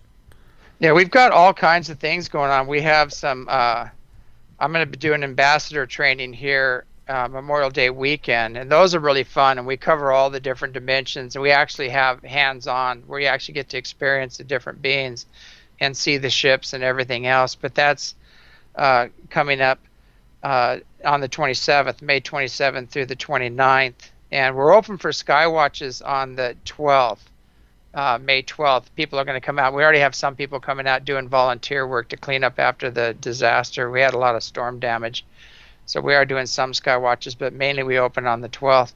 And then I'll be in Joshua Tree at Contact in the Desert, and that's coming in at the end of the month here. I think it's the 1st of June or something. I got to look at the calendar again on that. And then we have the big ESETI conference here at the ranch, which is great. We've got some great speakers lined up, so you can go to ESETI 2016 at gmail.com if you want to find out more about the events, or go to private invitation eseti.com, and you can find out more. You can go to eseti.org, just go to the website, and the information will be up there as well. So yeah, a lot going on. I just finished my 4th book, which is the Anunnaki Return, and it talks about star nations and the days to come. And you can get that in any of my books. You can get it at Amazon or Lulu, or Lulu.com is probably the best way to get them, or you can give us a ring or send us an email, and we can send them out from here. All right, sounds good. James, I appreciate you joining me. This is the first time I've had the pleasure of talking with you. I would love to have you on again sometime in the future. I thank you. Oh, thank you so much. There's so much more to talk about, too, because I have a lot of connections with, some of the families over there, the Golden Dragon families and things like that. And all these things are coming up, so they're giving us heads up on what's happening. I'm getting it straight from the horse's mouth. So a lot of big changes coming up, and it'd be good. The more information I get, the more I can let people know and kind of prepare for these changes. All right, great. Well, I'll make sure you get my email, and just shoot me one when you're ready, and we'll have you back on. I'd love to have you. All right, sounds great. Well, thanks for having me on the show, and keep up the good work. All right, thank you so much. Have a great night. All right, you too. All right, everybody, there he goes, James Gilliland. Thank you for listening to the first hour of Late Night in the Midlands. To finish listening to this episode, go to lnmradionetwork.com and become a subscriber. Becoming a subscriber is easy. There is a link on every page to take you to the subscription page. The cost is low, and you would be supporting Late Night in the Midlands and all of our efforts to bring you the truth. Again, go to lnmradionetwork.com, click on the subscribe button, and you can finish listening to this episode as well as all of the other shows that are in our archives.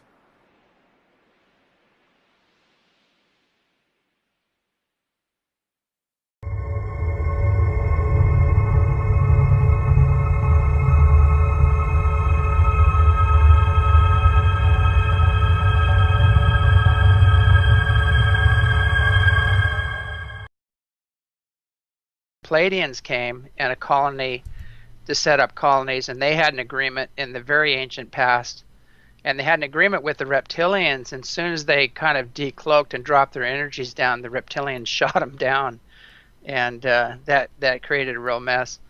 But this is all written in stone. I mean, these are very ancient. They've been authenticated. There's also hieroglyphs that talk about the pharaohs returning to Australia to get the ancient knowledge. They forgot the ancient knowledge and get the ancient technology, which is more of a natural technology. And what's interesting is that, you know, this is all written in stone about two pharaohs coming, and they tried to take it back with them. The elders said, no, you can't take it with you. One of them got bit by a poisonous snake, which they're everywhere. They're, you know, everything seems that wants to bite you and kill you in Australia. Well, yeah, it's almost pay like attention. it's almost like that here in South Carolina, but I know it's worse Yeah. in other places. Go ahead. Yes. So anyway, he got bit by a snake and died, and he's buried right there at these glyphs. They're called Gosford glyphs.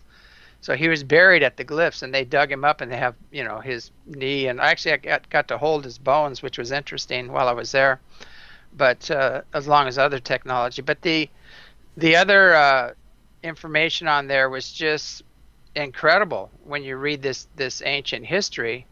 And so the Palladians came, and, you know, they had started up their colonies, and a lot of them got trapped here because their mothership got shot down.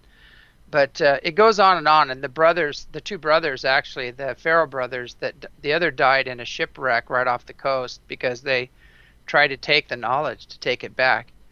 So now, as far as the evidence to back these hieroglyphs, which is interesting, is that, you know, Aboriginal means, you know, original. They're the original people. And they have the oldest genome on the planet, the Aboriginal people. Everything goes back to the Aboriginal people. And we all are part Aboriginal. Everybody has some Aboriginal genetics in them. But it's also a cross between other star nations as well. And so, because we're a big mix. But what's interesting is the gold in Egypt all came from Ballarat, which is in Australia. And so the origin of man, the beginning of man, and the tinkering and all that stuff actually started in Australia. It also went on in Africa, but the African genome is basically a newbie compared to the Aboriginal genome, you know. So everything actually began, and then I had this conversation with the source, and then when I came back into my body. I felt my leg hit the sand and somebody grabbing me and pulling me in. I see. And so tell me a little bit about the conversation with Source, you know, what you can tell me about it. And just for the record, we talk about this kind of stuff all the time here, so it's none of this is crazy to me. I'm looking to understand your experience. Mm-hmm. Well, the first thing I asked was, how can I stay? And I got like a transmission back to me. It's like, it's hard to explain, but you're unique yet one at the same time. So you're a light beam, but there's a greater light, a greater consciousness around you, and you're having a communication back and forth with that consciousness, and you're just filled with so much bliss and love and security. It's just, there's no words to describe it. But the first thing I asked was, how can I stay? And you know, the transmission came back to me and said, I never told one of my children when to come or go. That's free will. And so again, I turned around and I said, you know, how can I earn the right to stay? And it came back to me and said, you cannot earn what is given freely and unconditionally. So, you know, I had some programming about what God was, and, you know, I went to church a few times and things like that. So, and I got this image, you know, of this jealous, wrathful God, and all, you know, with this little old man with a beard, you know, with a lightning bolt, and, you know, all that stuff. So anyway, so I had to let go of that image, and the next thing I asked was, how can I serve? Because you just want to give back, you know, to this energy. It's just so incredible. And, you know, I kept waiting, and finally it came back to me and said, what do you want to do? What brings you joy? You know, what makes you happy? And I said, you know, I want to come back and teach people about the true nature of Source, you know, what it is, what it really is, and that, you know, it's not a little old man with a beard, you know, it's far beyond that, and it's more like the sun, you know, which shines equally on everybody, and we choose how much we partake in it. But the last words I heard were, as you wish, and I was back in the body again, and the lifeguards were pulling me out of the water. I see. And so, if you had to describe source, I'm really interested in that. How would you describe it? I mean, is it spiritual? Is it like some big AI program that some say? Yeah, I've heard about that. That wasn't my experience, but Good. no, what I experienced was. Welcome to Non-Human Entities YouTube channel. Please subscribe, like, and share if you enjoy this show.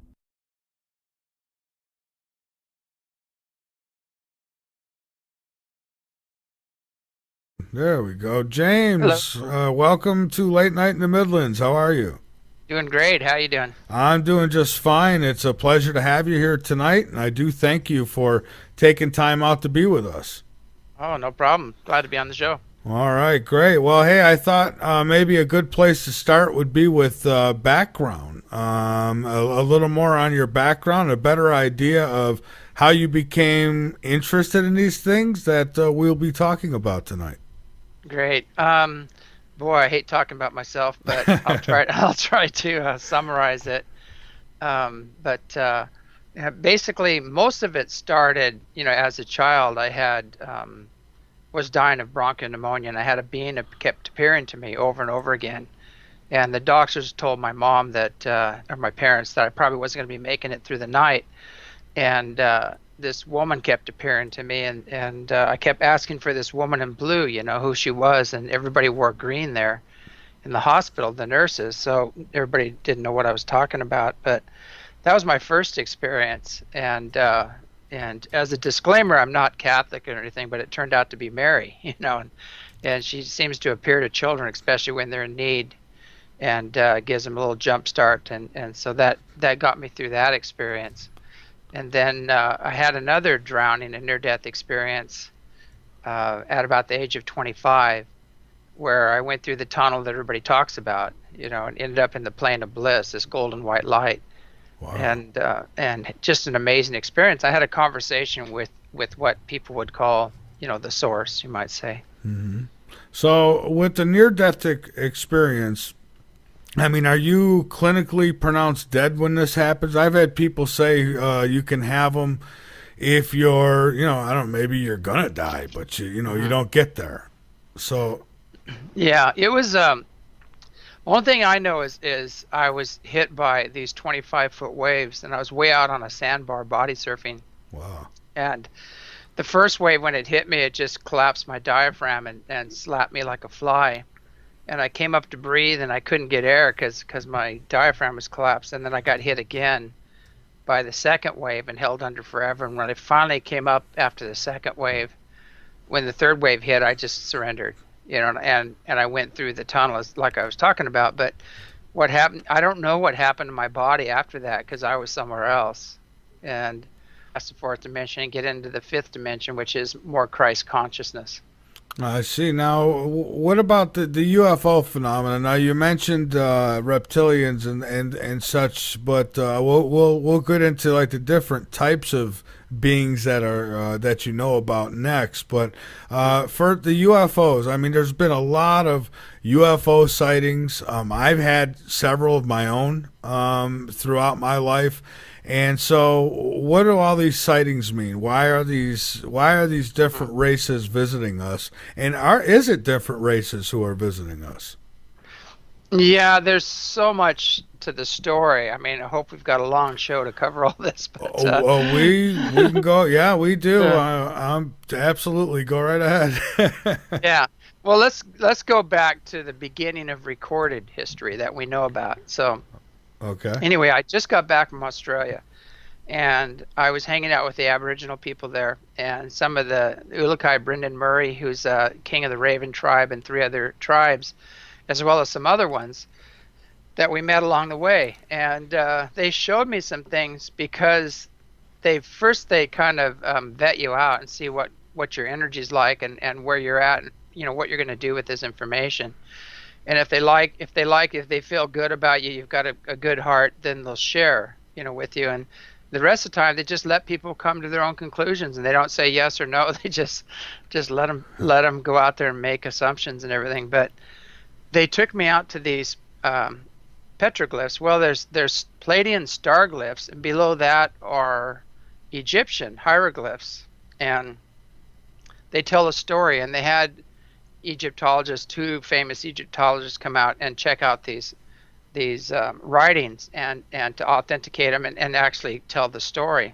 So the first story talks about these ships that came down, and when the ships came down, and they're saying they're the ancient ancestors, and the Palladians are the ones that wrote these glyphs, and they're talking about their ancestors, which from my knowledge are the ancient Lyrians, which were what we would call Anunnaki. Mm-hmm. But it tells the story of them coming down. They took a man, I always say the name wrong, it's like Diazon man or something like that. It's like a Neanderthal man. They took him and they added their genetics to this guy and jumped him up. And so it shows the 2 DNA lines merging and everything in these glyphs. And there's part of the story also is that they had an agreement. The part of the glyphs also talk about an agreement where there was just pure love and joy and bliss, and it's like a golden white light, and you're in the light, you're one with the light, but you're still unique.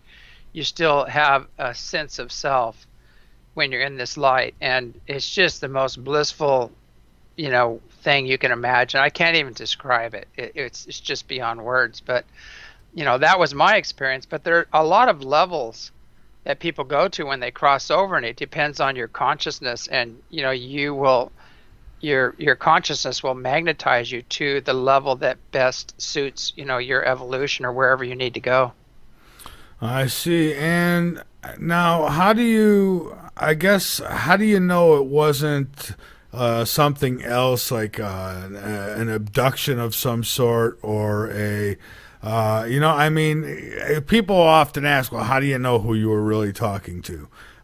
So you felt it, right? I mean, you could feel. Oh yeah. That. Yeah. Yeah.